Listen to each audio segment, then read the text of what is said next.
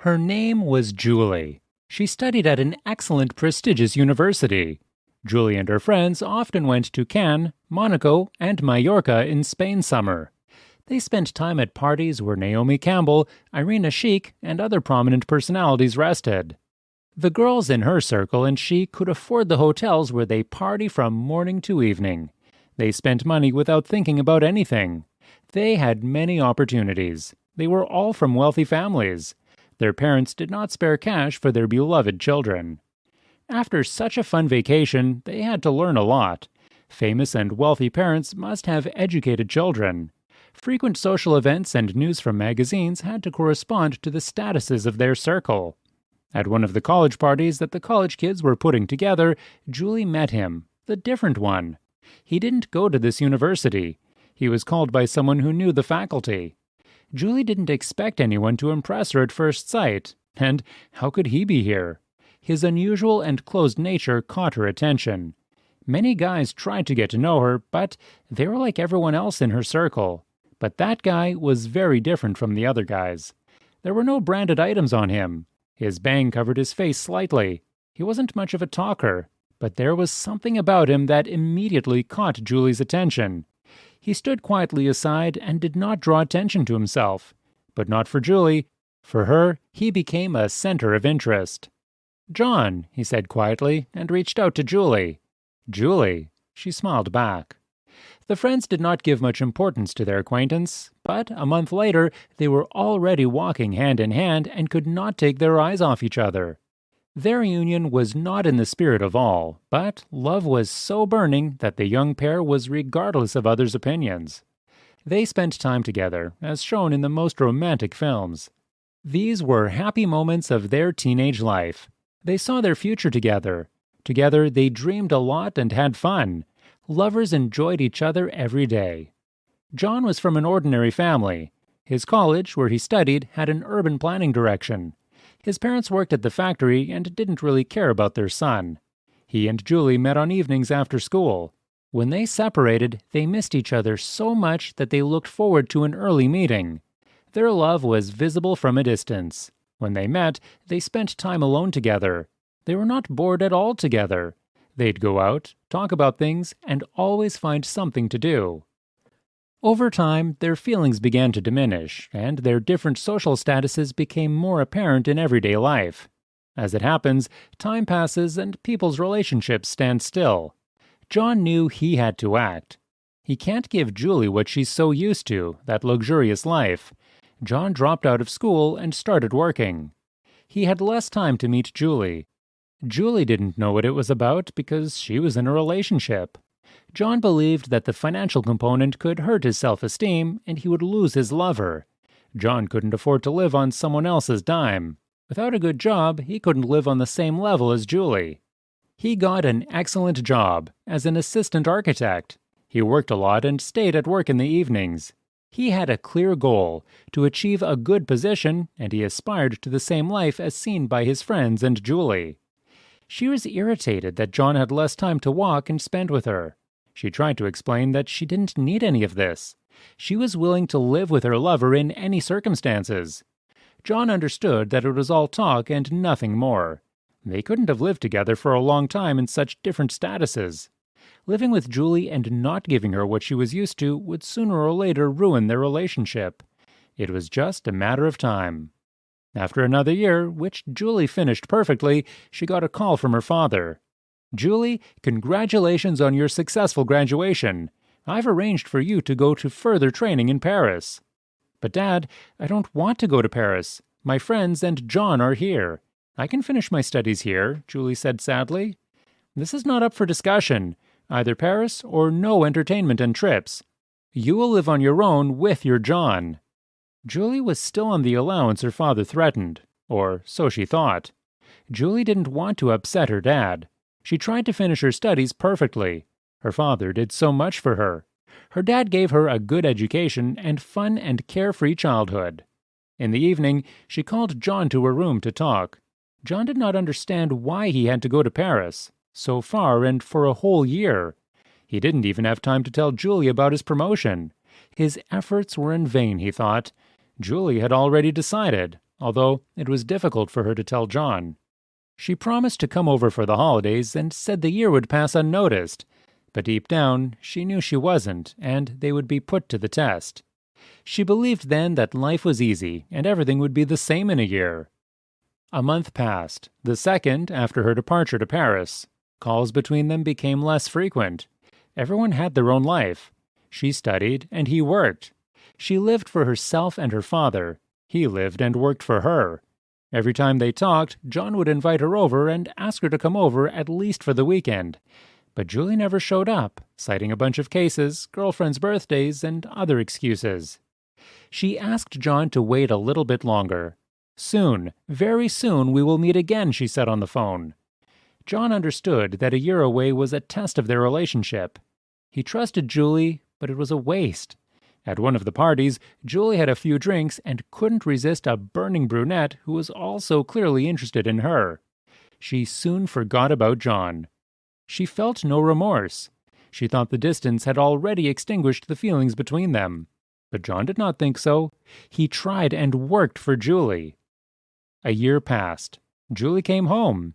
She couldn't hide her affair from John. She'd have a hard time living with it. She knew it. She didn't think she was cheating either. Julie's news crushed John. All his efforts were not in vain. His goal was more important than the girls, meeting with friends. He loved Julie very much and tried to please her. He became the head architect and was able to open his firm. This was a good lesson for John. It wasn't long ago. Julie was on a plane with her father. She had a seizure and cramps. She only remembered waking up in a room with her head bandaged. The attack was based on a developing tumor that caught essential parts of the brain. The plane was urgently grounded, and Julie was hospitalized in the hospital. She did not remember any of this. She was taken to the operating table unconscious. There was an operation for many hours without bringing her to her senses. Everyone was there except John. It's been a long time since John's met the girl who fell in love with him. Perhaps she did not love him if he were that student from the past who had nothing. Now he has become a prosperous architect. He had his own design office. Soon, he and his girlfriend had a great wedding and a beautiful girl. John and his family moved into a big country house that he bought for his family. Meanwhile, Julie was having a hard time. All the parties went to zero. Friends visit her, but she didn't need to. Her life was filled with treatment, hospital beds, and medication. She fought for her life every day. Because of her illness, her hair fell out. She had to get a wig. She became shy about her appearance. She lost a lot of weight. She could not help but look into the mirror. Now, she could only dream of dating boys. It was hard for her to tell anyone about her illness and fate, especially John, how she lacked his support. But she couldn't even call. After all, she did such a bad thing to him then. She had a bad relationship with her father because Julie decided to freeze her egg. She made this decision herself and lay on the operating table. Her father was outraged and displeased with her father's rash actions. Julie was being treated with powerful drugs that killed her chances of staying pregnant. The egg was stored in a particular medical bank, the storage of which had to be paid every year. She hoped for a happy future. She wanted to marry and have a child someday. Sometimes she was called and asked to sell an egg to a same-sex family. Of course, she would not accept such offers. Julie hoped and dreamed of a child. She followed John's life through social media. Her life stopped at those student years before the accident, while John's life was evolving daily. His life was like the one they dreamed of together. They wanted a girl to call Mary. Everything remained in Julie's memories. As the years passed, Julie was left alone. Her friends also split up and started families. The occasional meeting with a friend was as uninteresting to Julie as possible. Julie never got over John. One day, John learned about Julie's situation from people he knew. He was told of a complex illness and an argument with her father, who had stopped helping her. Her dad got married for the third time, and Julie was all grown up, and she had to take care of herself. Her father had less contact with her because he had a new family. Julie bought a small apartment with Dad's money to live independently and earn her own money. It was the last gift from him. She did not have enough money to furnish the living room. Young people were interested in her, but the relationship did not last long. Julie, who was at university, had a lot of issues. She couldn't find anything in the boys that had ever hooked her in John. His humility, dedication, care, confidence, and dissimilarity were her captives of her. Such qualities were not present in any of them. No one could give her the feelings she felt with John, and she no longer felt like a young, beautiful, and promising girl. But one day, she got a doorbell. It was a furniture store messenger. She brought everything that could be arranged in the apartment. Tables, chairs, bed, headset. Everything was quality and expensive. Julie couldn't afford such furniture. She didn't know who it was from, but she could only guess. It's a gift from John, she thought. There was no note, not a single call from John. He did well despite Julie's actions in the past. Julie began to teach English to children and teenagers. It turned out that the study the father hoped for was unsuitable for his daughter's interests, and it was hard to get settled with such a specialty. Her salary was enough for food and household supplies. She could no longer afford the luxurious life she used to have. There was no time for such a life either. She had to pay the bills and gas and support herself. She had enough problems. There was no help from whom to expect. Every day, Julie would return to her apartment in the evenings, where no one was expecting her. Soon, Julie met one man and married him. They never had children. He loved her, and that was enough for her. It was a modest and quiet life without John. It was as if they had switched places with John. That wasn't, though. Julie had lost everything she had. Oh, if I had stayed then, she thought. But to return the time was impossible, and to regret what had been done was also wrong. She could not forget John. His life was happy and prosperous, unlike Julie's everyday life. If John hadn't met her, things might not have worked out so well for him. Was John happy? She could only guess. The stimulus and the goal always amaze the works, and the excellent result. Two fates, and so different. Someone rises, and someone has to fall. But the main thing is not to crash, but to get up and continue your way.